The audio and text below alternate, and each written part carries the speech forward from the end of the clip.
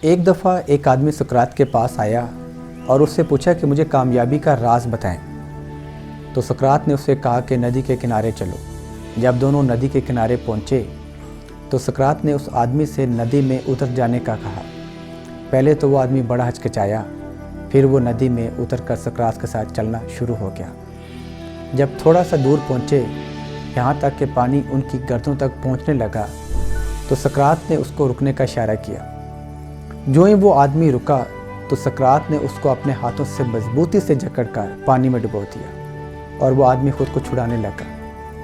سقراط ایک قوی انسان تھا، اس نے پورا زور لگا کر اس کو پانی میں ڈبوئے رکھا۔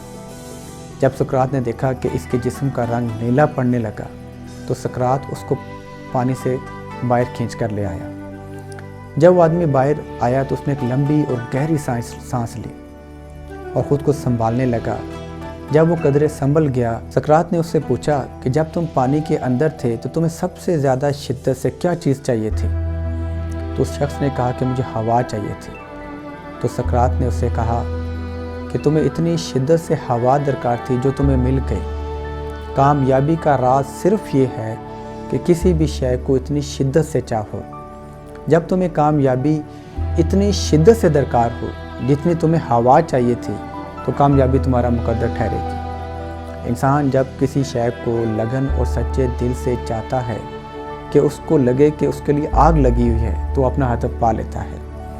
نیپولین ہل نے ایک دفعہ بڑی حکمت والی بات بولی کہ جو ایک انسان کا دماغ سمجھ لے اور اس پر پختہ یقین کر لے تو وہ چیز بآسانی حاصل کر سکتا ہے۔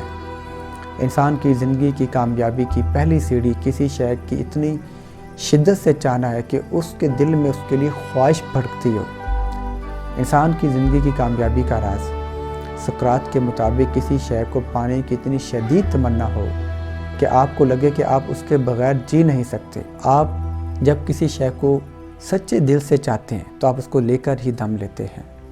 اپنے اندر پختہ ارادت پیدا کریں اور پہچاننے کی کوشش کریں کہ کون سی شے ہے جو آپ کو خوشی دے سکتی ہے، اس کے پیچھے پڑ جائیں، اور چاہے جتنی ہی ناکامیاں دیکھنی پڑیں آپ اس کا تعاقب کرنا مت چھوڑیں۔